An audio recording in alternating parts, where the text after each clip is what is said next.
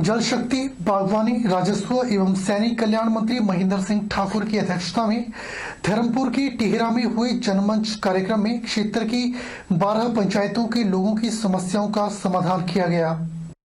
लोक निर्माण विभाग के विश्राम गृह टिहरा के प्रांगण में हुए इस कार्यक्रम में ग्राम पंचायत सरौन, ग्रियो, कोट, डरवाड़, खरवासड़ा, जोड़न, सज्जाओ पिपलू, पिपली भराड़ी, टिहरा, तनिहार, करोड़ू और भदेड़ पंचायत के लोगों की समस्याओं का समाधान किया गया। इस मौके पर जल शक्ति मंत्री ने बेटी है अनमोल योजना के तहत सांकेतिक तौर पर 5 बच्चियों की माताओं को 12-12 हजार रुपए की FDR भेंट की। साथ ही मुख्यमंत्री गृहिणी सुविधा योजना के तहत सांकेतिक रूप से 5 लाभार्थियों को अपने हाथों से निःशुल्क गैस कनेक्शन, चूल्हे व सिलेंडर भेंट किए। कार्यक्रम में इस योजना के तहत कुल 70 लाभार्थियों को निःशुल्क गैस कनेक्शन दिए गए। जल शक्ति मंत्री महेंद्र सिंह ठाकुर ने कहा कि जनमंच ने गरीबों, वंचितों को ताकत दी है।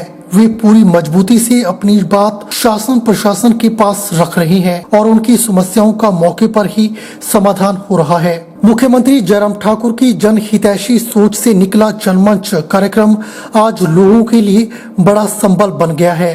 जल शक्ति मंत्री महेंद्र सिंह ठाकुर ने कहा कि मुख्यमंत्री जयराम ठाकुर 29 नवंबर को धर्मपुर दौरे पर आएंगे और अपने दौरे में मुख्यमंत्री क्षेत्र के विकास के लिए करीब 93 परियोजनाओं के उद्घाटन व शिलान्यास करेंगे। इससे क्षेत्र के विकास में नया अध्याय जुड़ेगा। हर वर्ष की तरह इस वर्ष भी कोलसर साहिब में गुरु नानक गुरु गोविंद सिंह लहर मिशन के द्वारा 17 दिसंबर से लेकर 19 दिसंबर तक शहीदी समागम का आयोजन किया जा रहा है और समागम की तैयारियों को लेकर श्रद्धालु अपनी सेवाएं दे रहे हैं। कोलसर साहिब व्यास नदी के बीचों बीच स्थित ऐतिहासिक पवित्र स्थान है, जहां पर गुरु गोविंद सिंह जी ने 6 महीने 18 दिनों तक नित्यनेम किया था और मंडी के राजा सिद्धसेन को वर दिया था कि जैसे बची है ये हांडी वैसे बचेगी तेरी मंडी, जो मंडी को लूटेंगे आसमानी गोले छूटेंगे। गुरु नानक गुरु गोविंद सिंह लहर मिशन के महासचिव तरसिंदर सिंह ने कोलसर साहिब के महत्व पर प्रकाश डालते हुए बताया कि कोलसर साहिब ऐतिहासिक पवित्र स्थान है, जहां पर गुरु गोविंद सिंह जी ने 6 महीने 18 दिनों तक नित्यनेम किया था और गुरु नानक गुरु गोविंद सिंह लहर मिशन 1999 से इस स्थान की सेवा कर रहा है। तरसिंदर सिंह ने बताया कि हर वर्ष की तरह इस वर्ष भी 23वें शहीदी समागम का आयोजन 17 दिसंबर से लेकर 19 दिसंबर तक किया जा रहा है और समागम की तैयारियों को लेकर हर रविवार को श्रद्धालु यहां पहुंचकर अपनी सेवाएं दे रहे हैं। वाहिगुरु जी का खालसा, वाहिगुरु जी की फतेह।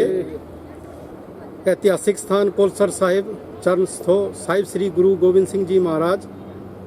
इस स्थान से गुरु गोबिंद सिंह महाराज जी ने 6 महीने और 18 दिन सुबह शाम नित्यनेम करते सीगे ते हांडी वाला जिहड़ा वर है वो भी इसी स्थान ते गुरु महाराज जी ने राजा सिद्धसेन नूं दिता सी। जिस वेले गुरु महाराज का समा पूरा हो गया इत्थों जाण लगे ते राजा सिद्धसेन जी ने उन्हां नूं एक बंदूक भेटा की। महाराज ने बंदूक का निशाना साधन लई पानी विच एक हांडी तोड़ती ते निशाना लगाया। निशाना जदों लगाया तो हांडी नूं शेक होकर हांडी पलट गई। फिर महाराज ने बचन उच्चारण किए भी राजा जिस प्रकार बची है तेरी हांडी उसी प्रकार बचेगी तेरी मंडी, जो मंडी को लूटेंगे आसमानी गोले छूटेंगे। गुरु नानक गुरु गोविंद सिंह लहर मिशन सन 1999 तो इस स्थान की सेवा करवा रही है ते हर साल इस स्थान ते गुरु महाराज के चारों साहबजादियां की शहीदी की याद में एक समागम किया जाता, शहीदी समागम। इस साल भी 23वां शहीदी सालाना समागम गुरु नानक गुरु गोविंद सिंह लहर मिशन वालों 17, 18 और 19 दिसंबर को मनाया जा रहा है जी। हर रविवार इत्थे कार सेवा होंदी है क्योंकि दरिया दे विच दा किनारा है। हर साल फ्लड आंदा ते हर साल जगह संगतां लई बनाण पैंदी है ते उपलक्ष दे विच संगत दे बैठण लई, समागम दे लई, लंगर छकाउण दे लई इस वेले इत्थे संगतां जुड़ियां ने जिहड़ी कार सेवा करवा रही ने। 17, 18 ते 19 दिसंबर नूं इह समागम है। सारे ही इलाका दी संगत नूं हत्थ जोड़ के बेनती है कि हर एतवार आओ, अपना वडमुला समा थोड़ा जिहा सेवा विच लाओ ते इत्थे महाराज दी गुरु घर दी खुशियां प्राप्त करो जी। ਤੇ इसी समागम के उपलक्ष के बाहरों भी जत्थे आएंगे, इधर के जोड़े लोकल जत्थे उन्होंने भी शिरकत करनी है। ਇਲਾਕਾ ਦੀ ਸਾਰੀ ਸੰਗਤ ਇੱਥੇ ਸ਼ਿਰਕਤ ਕਰਦੀ ਹੈ ਤੇ ਬੜੇ ਹੀ ਪਿਆਰ ਤੇ ਸਤਿਕਾਰ ਦੇ ਨਾਲ ਇਹਨਾਂ ਪੱਥਰਾਂ ਦੇ ਵਿੱਚ ਬਹਿ ਕੇ ਹੀ ਸਮਾਗਮ ਹੁੰਦਾ ਹੈ।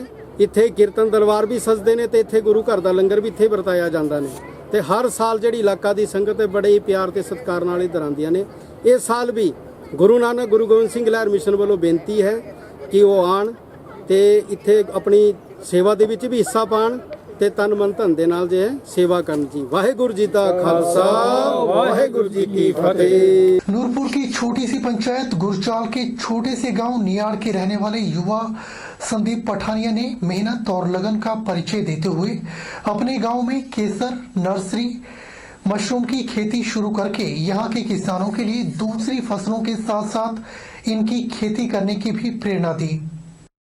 संदीप पठानिया पेशे से सॉफ्टवेयर इंजीनियर हैं और काफी समय से बेंगलोर में एक कंपनी में काम कर रहे हैं, मगर कोरोना महामारी के चलते उनकी कंपनी ने पिछले 1.5 साल से वर्क फ्रॉम होम करने को कहा तो वह बेंगलोर से घर आ गए क्योंकि वहां पर रहना महंगा और मुश्किल हो रहा था। वह करीब 1.5 साल से घर पर काम कर रहे हैं।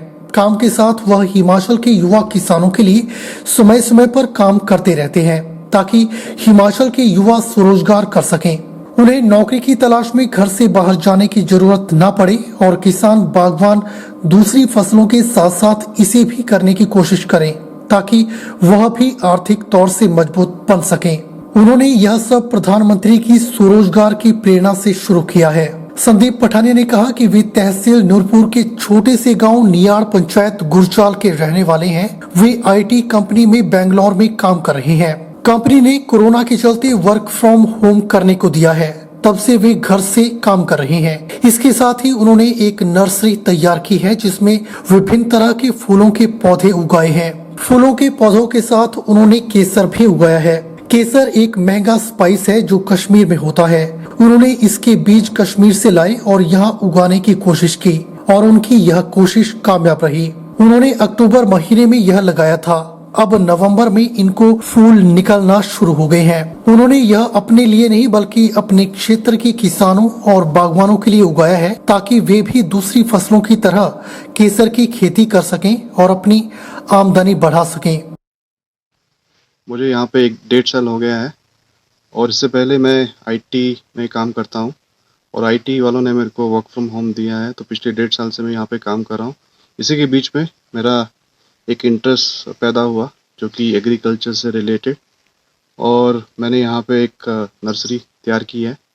और इस नर्सरी का ये है कि इसमें फूल तो हम उगाते ही हैं, बट फूल के अलावा हमने यहाँ पे एक सैफरन जिसको केसर बोलते हैं वो हमने उगाया है, एक एक्सपेरिमेंट किया है। केसर आपको पता ही है जो कि एक महंगा स्पाइस है और इस टाइम पे कश्मीर में उगता है। तो हमने क्या किया है कि हमने जो भी उसके बीज जो है किश्तवाड़ कश्मीर से लेके आए और हमने यहाँ पे अक्टूबर के महीने में हमने जो है गमलों में उगाना शुरू कर दिए। और अभी ऐसा है कि ये जो नवंबर का महीना चल रहा है और नवंबर के महीने में यहाँ पे जो केसर के जो फूल है काफ़ी अच्छे आए हैं।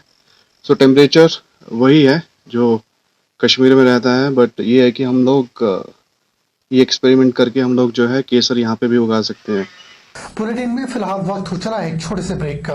ब्रेक के बाद तुरंत हाजिर होते हैं।